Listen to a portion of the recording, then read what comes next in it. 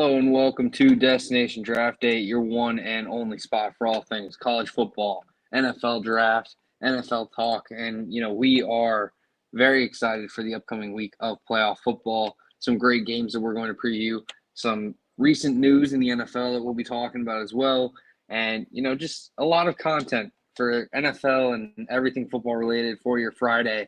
Nick Durst, Michael Rochman here. And we are very excited. But before we dive into any of it, Nick Durst, how you doing today? I'm doing well because the Giants got a GM, but it's not somebody from in-house. So they got Joe Schoen, who I hope I'm pronouncing his last name right, who is the assistant GM of the Bills. So it's been good. Definitely one of the top candidates out there. So I'm happy they got him. They requested an interview with Brian Flores. They requested an interview with Dan Quinn. Dan Quinn is not going to make anybody happy in New York. And I'd expect once the Bills are out of it, or the week before the Super Bowl, they will interview Brian Daboll. I would expect those to be the three main candidates. Obviously, Flores would fulfill the Rooney role, but he should be the top. He should be a top candidate, that's for sure, for a lot of jobs. But what do you make of this hire? Obviously, assistant GM came from a player personnel background, but overall, I mean, I don't know how much of a say he had in it, but the Bills have put together a really solid roster in the last 3 seasons. Yeah, I think, you really try to hire away from successful teams because they at least have the blueprint of what's going to make a successful team. And the Buffalo Bills have done that pretty well. I think the Giants are a team that is a few pieces away. We've discussed that a little bit here where maybe a QB in there and they could really be making a playoff run, a few fixes on the offensive line, maybe they're a contender. There's still a lot to be done for the Giants, but at the same time, I feel like the right hire could really turn things around for the New York Giants. And I think if Schoen is that guy, then that's very impressive. I assume Daboll's got to be the odds-on favorite right now for this job, or Brian Daboll, I think is the correct pronunciation. I've been saying it wrong all this time. But Brian Daboll, I think he's a very talented coach. I think the big question mark is his offense, where he kind of has this heavy passing attack, all out, air out type of offensive game plan, really going to fit for the current New York Giants. Now, he could obviously go out and get someone eventually, or maybe he goes out and gets someone right away to fill that QB spot and match what he needs out of QB. But I think there's still a lot of question marks in terms of what the overall passing attack will be for the Giants, especially if it is Brian Daboll as the head coach. Yeah, it's going to be interesting because I don't see how his offense would work with Daniel Jones. It's not the type of quarterback.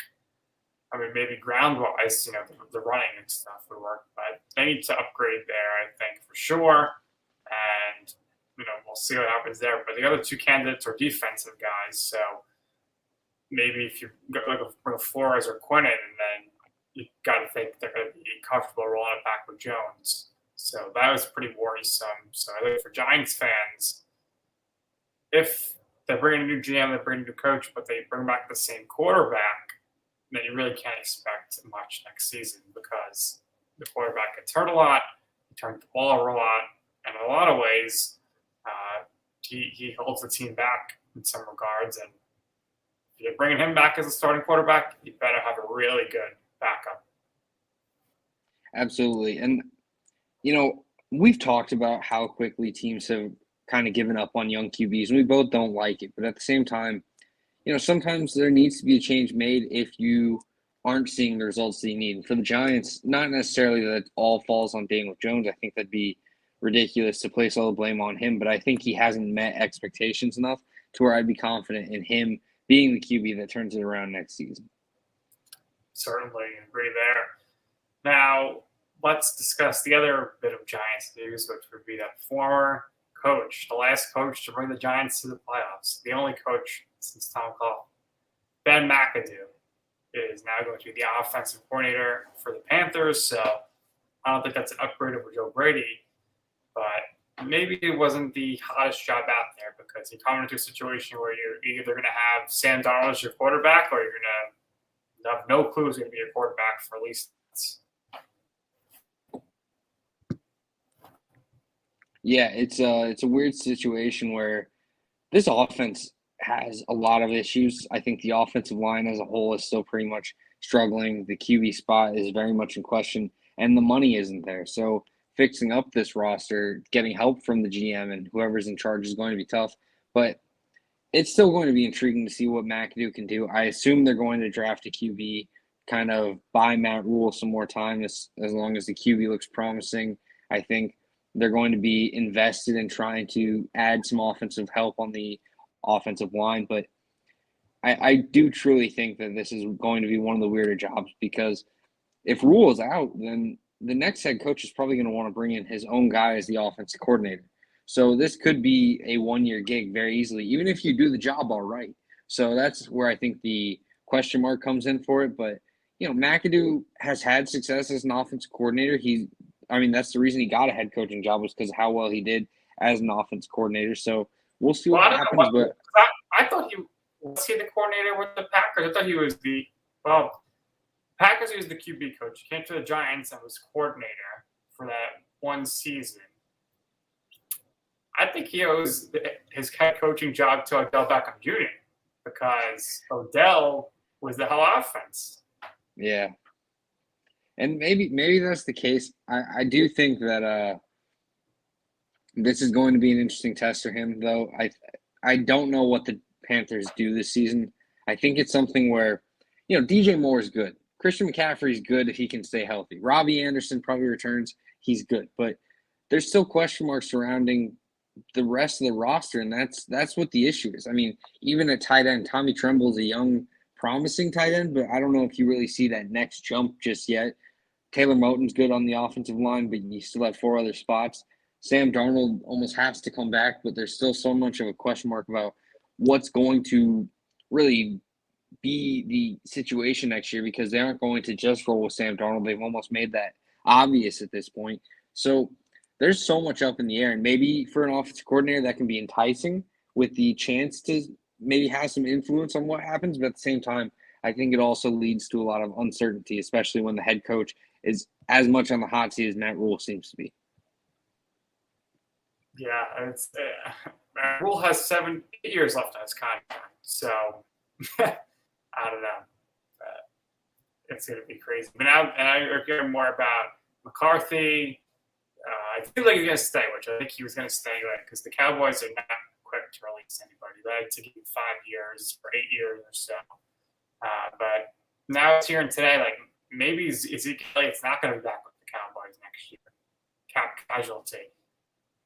He had an okay season, but I think he is on his decline. Yeah, Ezekiel Elliott is probably still one of the better power backs in the league, but the league is trending away from these pure power guys and really kind of bringing in these young power guys that are just going to help you pick up a few yards when needed, but ultimately you're looking for the open field threats. And Zeke doesn't really offer that as much. I don't think Tony Pollard's necessarily one of the elite talents of the league, but he's proven in his dosage that he can very easily get the ball in his hands, make some big plays. And then you can add a rookie, and most likely they're going to be able to contribute from day one. That's kind of one of the easiest jumps is college running back to NFL running back. So very much an opportunity for the Cowboys to potentially move on from Zeke and find some other talents in the running back pool. I think this is a good year to potentially need it because there's plenty of depth in this class of guys that are going to be able to provide for you. And, for Zeke, I think he'll have no trouble finding a new home or anything. It's just the question mark of can he continue to succeed and maybe evolutionize or evolve his game just because maybe it doesn't necessarily fit the bell cow style of today's era. Very true. Well, I think the NFC East is just gonna continue to be weak at least next year.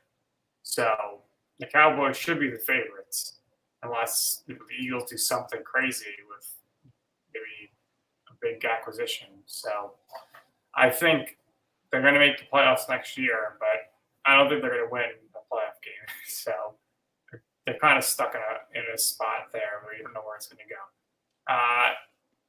The other thing to talk about really is just the fact that now with the Giants making their hire for general manager, perhaps they're going to have the advantage here on the coaching search over the teams that don't have the GM. So Right now, the Bears and the Vikings and I guess the Raiders don't have GMs. Surprised Mayock got let go. I mean, this guy, he definitely missed big time with his first round picks, but did he really make the picks? Like, I don't know how much he was really involved. It seemed like Gruden was in charge. So, what do you make of that whole situation with the Raiders? Yeah, I felt like Mayock was deserving of some more time. There's a lot of speculation that Gruden was the guy who kind of had say on the early first round picks, and that doesn't mean Mayock was without fault. Because if Mayock was going in there saying, "Look, no chance are we picking this guy because I think these other players are so much more talented," then they probably would have at least reassessed. But I think for some of these situations where maybe picking a Cleveland Farrell, they probably thought to themselves, Mayock was saying to himself, all right, yeah, that's fine. And then Gruden was all in on him. Whereas, there's opportunity to pick other players like Brian Burns or Josh Allen or other players that were in that class that could maybe have more impact. There was rumors that he was all in on Devin White. So, I mean, really, there's just ultimately a lot of question marks to be had about the entire situation. But I think there is really just no excuse for why he's gone. I think the Raiders messed up the situation, especially with the momentum that they kind of had going into the playoffs. It felt like they had to keep it rolling, kind of retool this year, and they would have had a chance to really kind of be something. But instead, they're firing coaches that really had the whole team bought in spite of maybe the most chaotic in-season progression we've ever seen. And now, I mean, would you be surprised if the Broncos bring in a QB, the Chargers continue their upward growth, the Chiefs continue their dominance, and the Raiders, because of this move or just because of the mishandling of everything, fall to the bottom of the AFC West for years to come? I got to see who their coach is going to be. I really think if they change their coach now, it's going to be an issue in the locker room. I think a lot of guys enjoyed Rich. They really liked what he did. I mean, he got them to the playoffs. First time the Raiders were in the playoffs since Jack Del Rio. So he definitely, in my opinion, deserves a chance to be the coach. But I guess we'll see who comes in as the GM. It's kind of a mess situation there. I think if you're coming in as a GM, you might want to go to Chicago or Minnesota because it's more of a fresh start. I thought the best GM spot was the Giants job because you're coming in, you're picking your coach. You got 2 top 8 picks. Like that does not happen a lot when you are a GM. There's no cap space, but you're pretty much building a clean slate. So now it looks like Adam Peters is the top candidate. So it seems like he might have his choice between Minnesota and Chicago. Adam Peters, of course. Yeah, Peters is a guy that we've talked about on the show as someone that I think is a top candidate. And real quick, just before we kind of move on, there's been speculation that whoever's hired as head coach or GM really is going to get to decide the fate of Derek Carr in Las Vegas. Do you think that it would be smart at all for them to potentially move on from Carr and kind of rebuild this thing in Las Vegas, or do you think they should continue trying to build momentum on what they have? I think unless you're getting like 3 first-round picks, it's extremely silly to move on from Carr. You're just not going to get a quarterback better than him at this point. Like, it's just not going to happen. So, unless you're getting like 3, 4 first-round picks, I don't see why you would do that. But I think Carr is great, and I think he's definitely the leader of that team. He held them together big time along with the coaching staff this year through all the turmoil. Yeah, I think Carr is a great QB and should absolutely stay. If you're another team out there and the Raiders come calling about Carr, then I think it's a good move, especially for teams like Indianapolis where you maybe don't feel like you have your QB position locked in. I think Carr would be great, but ultimately, if I'm Vegas, I'm holding on to him, and especially with the chance to add some receiver talent. A lot of guys like Carr, know of Carr, so I think that'd be a huge acquisition to make. And I think right now, with the way that they have made playoffs despite of everything, that speaks volumes for Carr. And I think he's someone that is a long-term piece. He should be a Raider at least for until he starts to truly deserve to be replaced, not because he's not Mahomes. Like, stop holding him to the standard that he has to be like the best QB in the league. He can still be a top 15 one and still be very valuable for your franchise. And I think that's what a lot of people are failing to see when it comes to Derek Carr. And what do you think is going to happen with Mariota? Is he finally going to leave? I mean, he signed on because he thought he was going to have a chance to steal the job from Carr, but that never happened. Yeah, I think he'll leave, and I think we could see him at a spot maybe like Pittsburgh where they're looking for a veteran QB. If they aren't looking to get one of the top guns, but they're looking for someone to hold down the job until their next guy is ready, then I think Mariota could be a very enticing piece, especially because, there's been rumors about like Malik Willis to Pittsburgh. So having two mobile QBs makes it a lot easier for team unity and just like being able to stay in chemistry whenever the QB switch does happen because the game plan doesn't change that much. So I think Mariota is going to get a spot, at least a chance to compete. Maybe he goes to a spot like Houston where he can potentially unseat like Davis Mills if he struggles. But ultimately, I think Marcus Mariota is going to make a move this offseason and try to find somewhere where he can get a chance to start again. Yeah, I think Mariota is better than Bridgewater and better than Tyrod Taylor. And skills-wise, he's better than Ryan Fitzpatrick. And those three guys are starting week one every season. So, to me, I think it's time for Mariota to go somewhere else and explore his options. Yeah, I think it's certainly on the table. Maybe.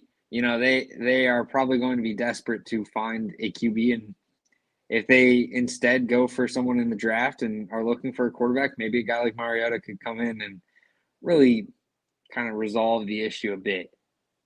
I know that the offensive coordinator would love to have Geno Smith be a starting quarterback. Geno Smith, who was arrested recently, by the way. Yeah.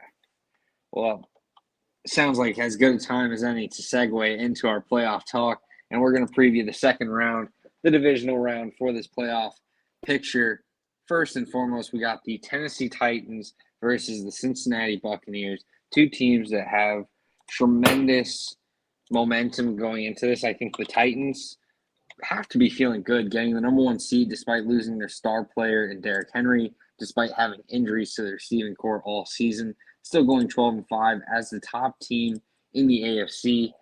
The odds on this game is 3.5-point favorite for Tennessee, but a lot of people are still kind of feeling the Bengals because they have been building momentum week in, week out. They have one of the hottest offenses in the NFL. Jamar Chase is playing better than some of the superstars in the NFL at the wide receiver position. Joe Burrow seems to have finally ascended from a good young QB into a star. The defense has played extremely well. The offensive line still kind of getting there. Joe Mixon's been a stud all season long. Nick, are you feeling the orange or blue in this matchup in what could be probably the most intriguing game of the divisional round weekend? Well, as of 19 minutes ago, Derrick Henry was activated, so he will play. But I don't know what to expect from him coming off, 3 months off. Are they going to have him run the ball 25 times? I don't know. So I'm definitely feeling the black and orange in this one, but I'm going to stick with my pick of the Titans. The reason for that is that the one seed almost always plays in the conference championship game. So I'm going to go based on that fact. They're home. They're the one seed. And pick them to win. But last week, the Bengals, that first half, they looked like they were going to just maybe make quite a run. But the second half, the Raiders kind of pulled it back in. So would it surprise me if the Bengals won? No. Am I going to root for the Bengals to win? Yes. But I think the Titans will win this one, a close game. Yeah, I'm rolling with the Titans as well. I think Derrick Henry is going to get involved and be hard to stop enough to where the offense really opens up. I think there is tons of talent on this Tennessee team, both on the defensive and offensive side. Julio Jones should be healthy. A.J. Brown should be good and ready to go. And I think Tannehill's going to have a good performance. I think the big question mark is what's going to happen with Trey Hendrickson. And, he got injured in the game against the Raiders, sorry. And I know that he's just been an absolute stud on the defensive line. So I'm really kind of interested to hear what's going to happen there. I know he missed the second half of that game, and the Raiders kind of went back to really compete in this game. But Trey Hendrickson cleared to play. If he can cause some chaos on that defensive line, especially with Sam Hubbard, then I think the Bengals are very much in this game. For Tennessee, though, I think the big thing is getting Derrick Henry the ball early and often, opening up the offense, because the focus has to go on Derrick Henry. I know a lot of people say that there's been this proven thing to where, running doesn't necessarily set up the pass. But for Tennessee, it absolutely does, because you have to focus in on Derrick Henry and shut him down if you want any success against Tennessee. So if you can get the ball into Derrick Henry's hands early, the defense is going to be worried about it all game, and that opens up opportunities for very good wideouts in Julio Jones and A.J. Brown. Yeah, the next matchup. How much Julio Jones actually has left. I mean, he has not contributed much at all this year, but they still did get the one seed. Yeah, and I think that's going to be quite interesting because he's been battling injuries all season, but now the question mark is he healthy and just going to be a great contributor, or are these injuries maybe a little bit of age that's kind of caught up to him, and now we're going to see some regressed play? It'll be very peculiar to see. I think everyone wants to see Julio playing at his best just because Julio is an absolute superstar and fun to watch, but we'll see what the truth of the matter is.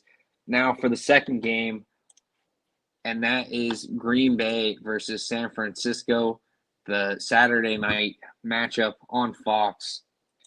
49ers, one of the best running teams in the NFL. Jimmy Garoppolo looked pretty good against the Cowboys despite one late interception that was kind of a head-scratcher.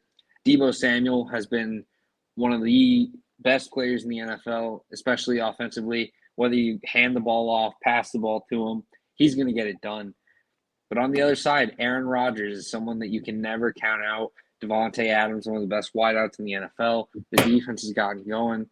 I think this is going to be an extremely fun game. San Francisco has had pretty good success against Green Bay in playoffs, especially in their playoff run. I think they demolished Green Bay, if I'm not mistaken. So do you think we see a little bit of history where San Fran really has Green Bay's number, or do you think Aaron Rodgers, the bad man, gets the NFC Championship?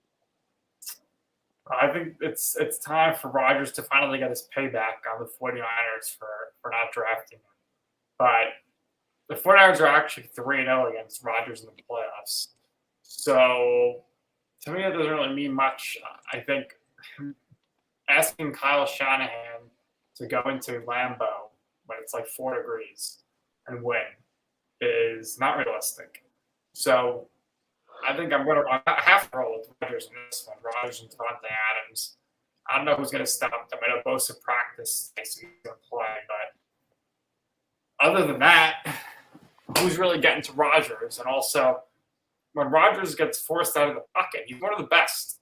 He still makes those plays. How many times have you seen him scramble out to the right and then hit somebody on a 60-yard bomb for a touchdown? Nobody has it better. So I'm going to go with the Packers in this one. And this is going to be Jimmy Garoppolo's last game, which puts a lot of pressure on Shanahan and Trey Lance next year because they're in the NFC Championship game. And that means they're going to step back, and there's a lot of pressure on your quarterback there to lead you there. I think you're the reason why you can get further. Yeah, and I think the big thing that I focus on in this one is no one in the San Francisco cornerback unit is going to do anything to Devontae Adams. So while the pressure is going to be there, while the zone coverage stuff, I think the safety play, the linebacker play, the defensive line play for San Francisco is very good to where you'll see some production in that regard in terms of slowing down Green Bay. Devontae Adams is going to absolutely cook this cornerback unit, and it's going to result in enough to where the passing attack is so deadly. I think Aaron Jones, A.J. Dillon, one of the better running back tandems in the NFL right now.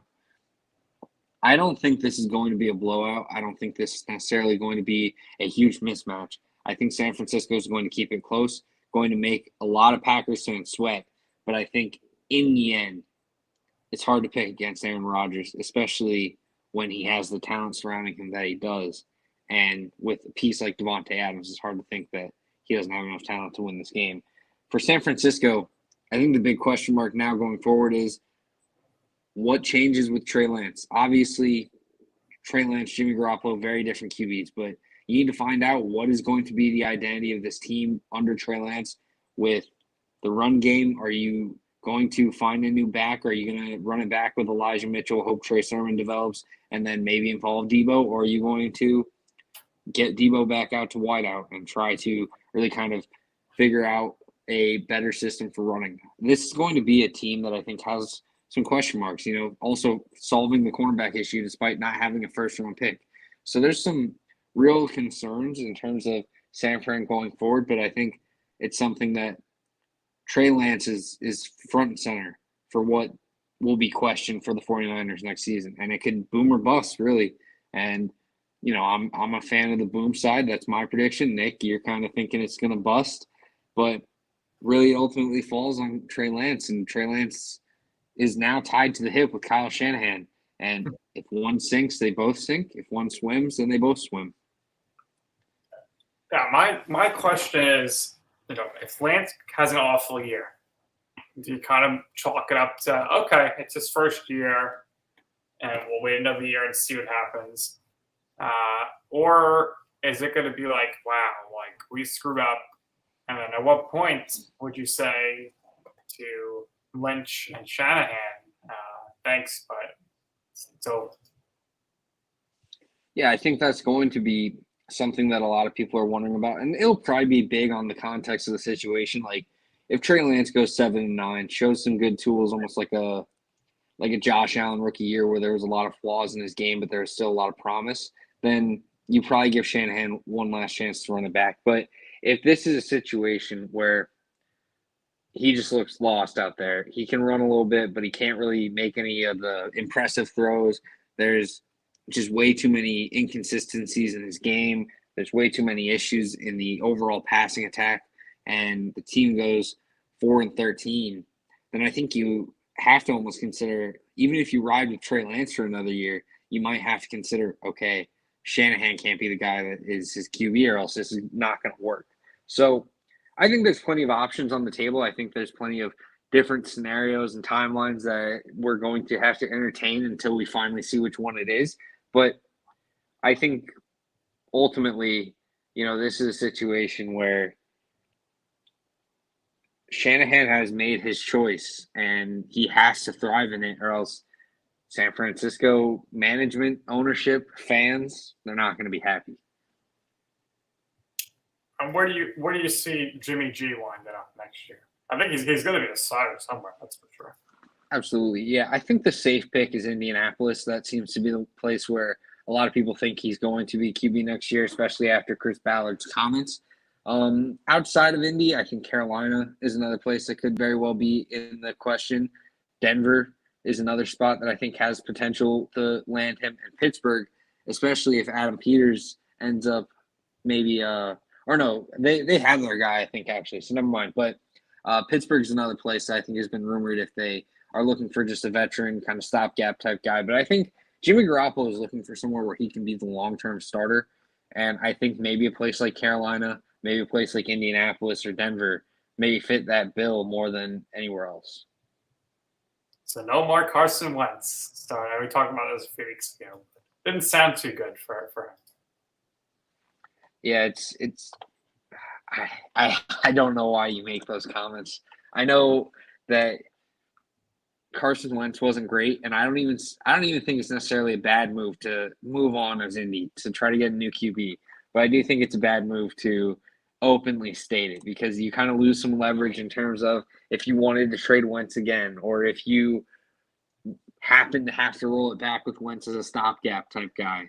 But now you're kind of saying, like, look, we don't believe in you. And I don't know, risky business in my opinion. So as we move on to the Sunday games, the first one is 2 o'clock, Los Angeles Rams versus Tampa Bay Buccaneers, two teams that really put on tremendous performances in that first round. Nick, I asked you on Monday's show, I said, if the Rams come out tonight and dominate, does it change your mind on their chances to contend? You said probably not. Arizona's battling with a lot of injuries. They've had their issues. Los Angeles can look good, but it doesn't necessarily save them from all the inconsistencies we've seen over the course of the year. Has your mind been changed after what was, a dominant showing by the Rams against Arizona on Monday night? No, and that's because the Cardinals, 2 of the interceptions were on the receivers for just literally dropping it. There was also a third one, but the receiver ripped it back. Clearly, I underestimated how much they're missing DeAndre Hopkins because that made a difference. And we're sad to see that the Cardinals just did not show up for that one with them on the night, but I mean, I'm not picking them to win this game. However, it's definitely concerning with Tristan Wirfs because he's the big key on that line for the Bucs. We don't know if he's going to play, but Leonard Fournette did practice today, so that's huge for the Bucs. I think they're going to hit the ground running quite a bit in this game. And the Rams did beat the Bucs earlier in the season. So it's very tough to do that twice in a year. It does happen. But I think the key in that game was Gronk going out early with the injury, and that kind of just changed the complexion of the matchup. So here I'm going to pick the Bucs to win. It could be really close, depending on the Tristan Wirfs situation, though. But I'm going to go with the Bucs. I think I'm going to pick their offense over the Rams' defense. And I think they're just going to be able to score a little more in this one. I'm not too comfortable with there be too much defense in this game. I think it's going to be a pretty, high-scoring offensive matchup, but pretty evenly matched teams. But I'll give the edge to the Bucs. Yeah, this is a game where if the Rams were in the other matchup, right, if they were playing the Packers, I'd probably take the Rams over just about anyone, but they end up playing the Bucs, and now I'm extremely torn. Yeah. I think the big thing for the Rams that is the reason I can't take them over Tampa Bay is Andrew Whitworth is out for the game, and that is going to be deadly for the Rams offense. Especially, we saw it against Kansas City where their tackles were shredded for the Super Bowl, and the Bucs just capitalized all game long, tearing up the Kansas City offensive line. Now, this isn't necessarily the same situation because the Rams only have an injury at left tackle, but their offensive line is mediocre. And without Whitworth, it falls into the below average to poor range. And, if they're lining up guys like Shaq Barrett, Jason Pierre-Paul, occasionally Vita Vea over the offensive tackle that is there right now, then there's going to be issues. And that's what's going to happen.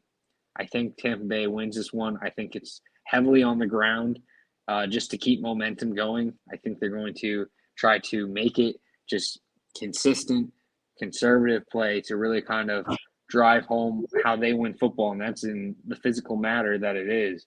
And that's why I got to pick Tampa Bay in this one. In what I do expect to be a very good game. I really like Matt Stafford, and I hope next year, he can stay healthy throughout the entire season. But in this game, despite it maybe being a disappointment for Stafford and the Rams, I got to go with the Bucs until the Bucs prove me wrong. So do you think this is going to be a high-scoring one?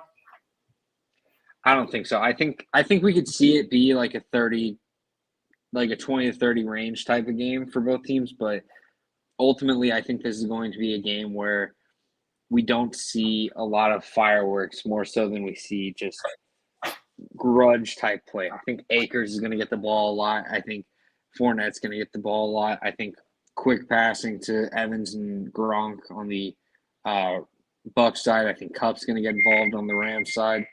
I think it's going to be a lot of short passing, just aggressive physical play, and whichever team can kind of outmatch the other in that regard is going to win it. And that's why I take the Bucs, because I think the Rams maybe lack a little depth because they've invested so much in the star power, whereas the Bucs are very deep and still have plenty of star power to go along with it. Yeah, I think that, the X factor in this is I think the whole playoff run is going to continue to be Rob Gronkowski. I don't know how the Rams could stop him. I mean, even if you want to say Ramsey locks down Evans, which is possible, not likely, but possible. Gronk's going to be open, but I think they're going to run the ball out of Fournette, so going to be interesting. But man, how good does Odell Beckham Jr. look?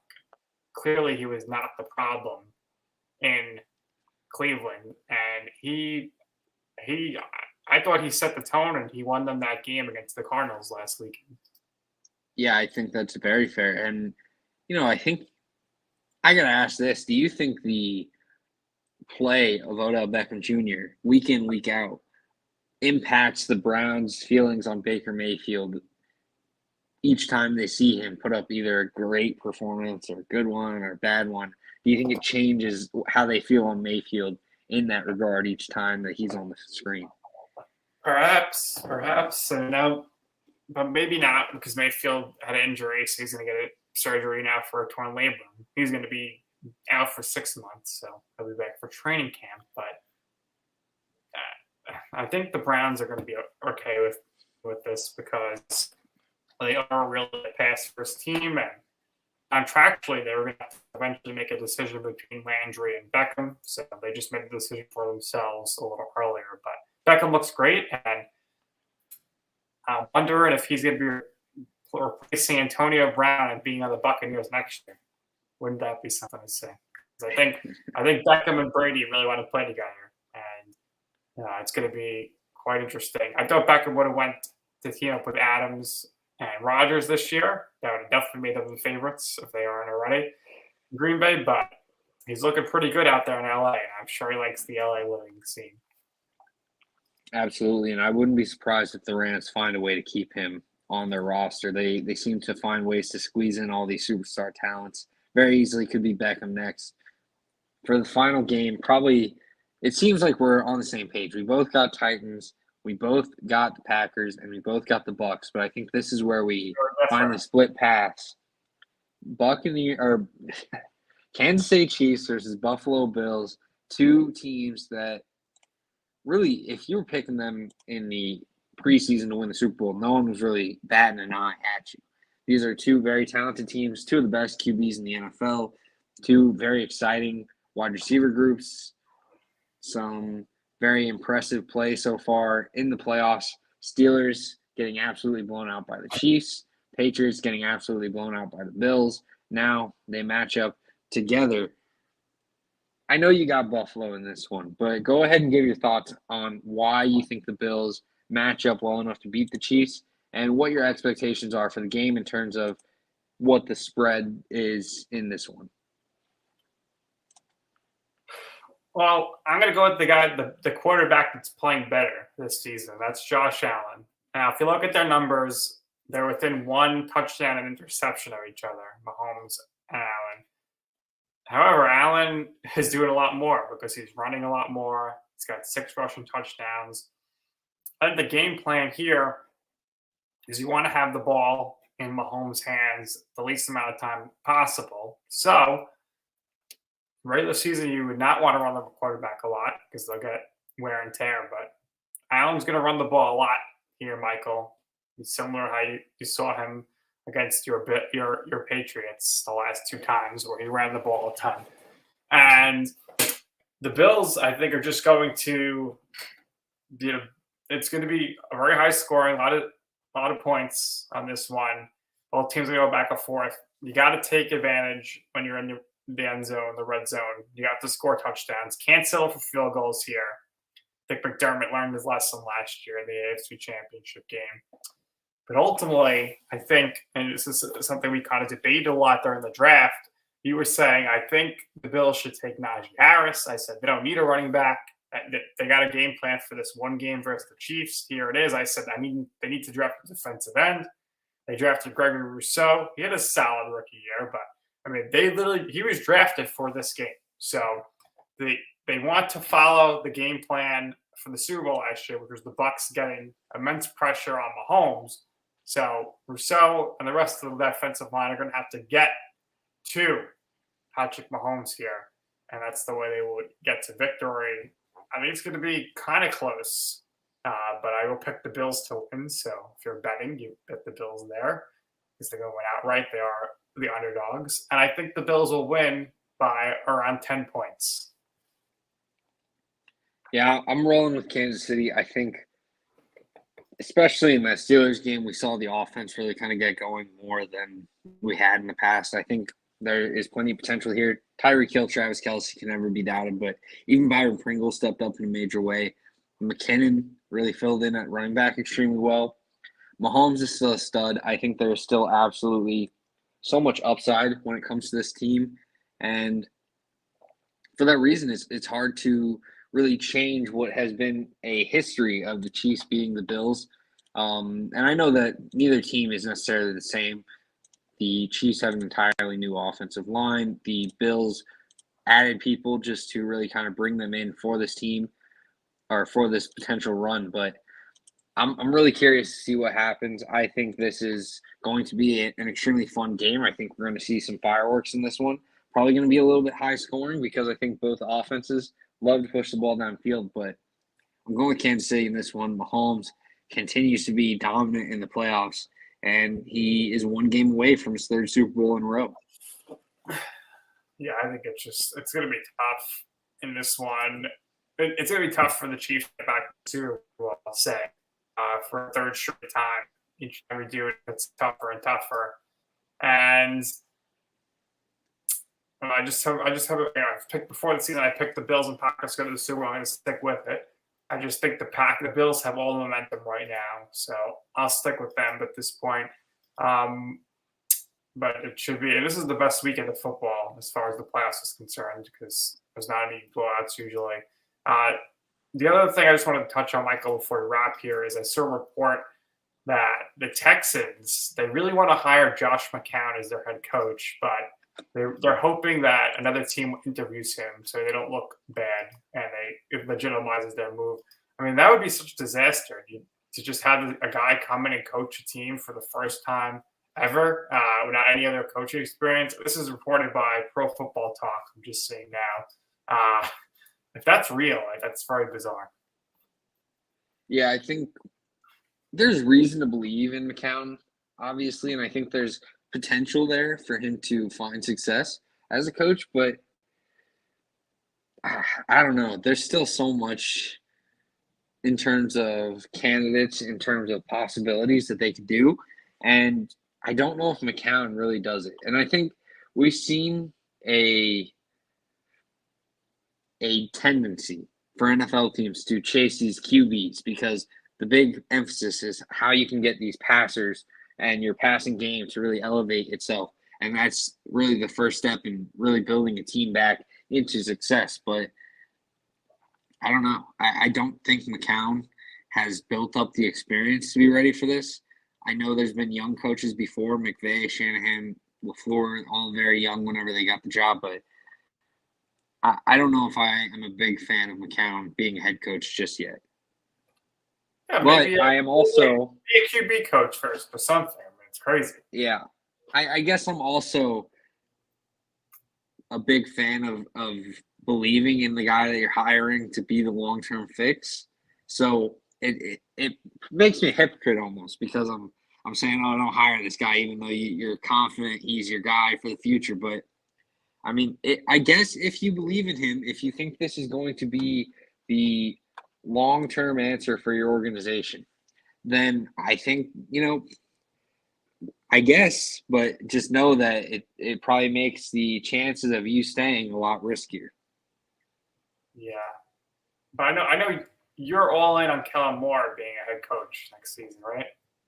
Well, I'm not all in on him being a head coach. I like him as a college head coach. I don't think he's ready at all to be an NFL head coach. I don't think he's really that great of an NFL coach. I think that he would be a great college coach because of the experience that he has, and I think he still has a lot of smart stuff offensively, but I think right now, he hasn't proven enough as the Cowboys coordinator to be a guy that gets a gig. I think there's so many more options out there that feel a little bit safer than Kellen Moore, especially because the overall talent on the Cowboys offense this year was expected to make them into a contender, and the offense kind of held them back. So I would not even really I mean, you can interview Kellen Moore, whatever, but I would not really entertain the idea of him being one of my top candidates unless I'm just, making it on the basis of like this is a young QB that I absolutely believe. But I think he has a lot left to prove until I would want him as an NFL head coach. Yeah, I don't really understand why there's so much buzz about him, or there was, but I haven't heard anybody interviewing him at this point. And I just don't think he's ready to be a head coach. Yeah, there's still a lot of growth, and that's not to say that he won't eventually be there. But right now, we haven't seen enough to where I think both of us can agree he should probably need a couple more years of seasoning until he's ready. And I feel the same way about Byron Leftwich. I know you are a little more warm on him, but I don't know. I mean, Tom Brady makes everybody look good. So it's tough for me to say if you put Byron Leftwich on the Jaguars next year as the head coach of the Bears that they're going to be much better off. I don't know about that. Yeah, I agree with you on that. I think Leftwich is a guy that is high risk, high reward. And, we saw him in Arizona as the offensive coordinator, and he struggled. But at the same time, he didn't have the best team around him, so it's hard to really fault him. It really kind of depends on how much he's learned over these past couple of years in Tampa Bay. And, if he responds well and shows some promising stuff in an interview, then yeah, I understand it. But at the same time, a lot of it probably comes from having maybe one of the most talented offensive units in football. That's all we got for you here on Destination Draft Day. I'm Michael Rochman. That's Nick Durst. We appreciate everyone who is tuning in. We appreciate LandryFootball.com. Starting next week, we will have the off-season blueprints that were a hit. We will be sharing them, and I'm going to try to get them also posted to YouTube as their own things. So keep an eye out for that. We are very excited for it, and we think that there's plenty of interest in it. So tell your friends, tell your family, even if they don't like football, say, hey, check this out because it's fun. And they won't care, but they'll still tune in for a little bit, and it helps us out. Thank you to LandryFootball.com for the platform. We'll see you guys. Have a great weekend and enjoy the games.